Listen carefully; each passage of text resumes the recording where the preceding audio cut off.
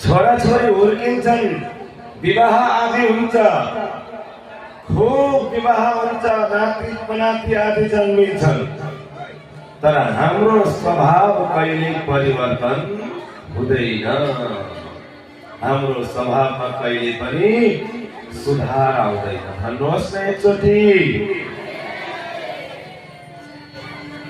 छोराछोरीको बिहेपछि भजन गर्छु भन्थे,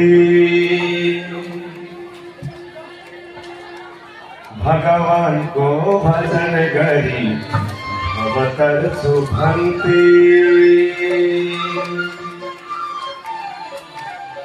हो कि होइन भन्नुहोस् न एकचोटि। हाम्रो सोचाइ यस्तै हुन्छ नि। छोराछोरीको बिहेपछि भजन गर्छु भन्थे, छोराछोरीको बिहेपछि भजन गर्छु भन्थे, भगवानको भजन गरी अवतर्छु भन्थे। भगवानको भजन गरी अवतर्छु भन्थे। छोराछोरीको बिहेपछि भजन गर्छु भन्थे, बिहेपछि भजन गर्छु भन्थे। भगवानको भजन गरी अवतर्छु भन्थे। भगवानको भजन गरी अवतर्छु भन्थे। भजन गर्छु भन्दा भन्दै नाति जन्मिहालो, भजन गर्छु भन्दा भन्दै नातिको मुख देखेपछि माया लाग्न थालो।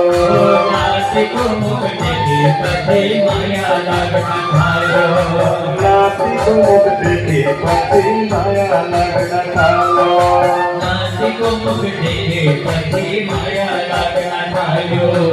अति मिठो से बोली कति बुझियो, अति मिठो से बोली कति बुझियो। मोह जन्म फसियो राम भुलियो। मोह जन्म फसियो राम भुलियो।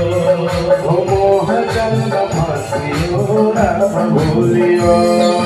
मोह जन्म फसियो राम भुलियो। मोह जन्म फसियो राम भुलियो। मोह जन्म फसियो राम भुलियो। के भन्दैछ भजनले विचार गर्नु होला सबै। हाम्रो कन्डिसन यस्तै हो, हाम्रो अवस्था यस्तै हो। छोराछोरीको बिहे गर्ने अनि मात्रै भगवानको भजन गर्ने। तर भजन गर्छु भन्दा भन्दै नाति जन्मिहालो। अब नातिको मुख देखेपछि के हुन्छ थाहा छ? होइन, यति सानसाना नाति नातिना छोडेर अब बस स्ट्यान्ड ट्रेन स्टेसनमा पुगिसके पछाडि घरको सम्झनाले सताउन थालो। अब त होइन, अलिकति हुर्कुन बरु ठुला हुन्, अलिकति आफ्नो खुट्टामा हिँड्न सक्ने भए पछाडि अनि मात्रै भजन। भजन गर्छु भन्दा भन्दै नाति जन्मिहालो।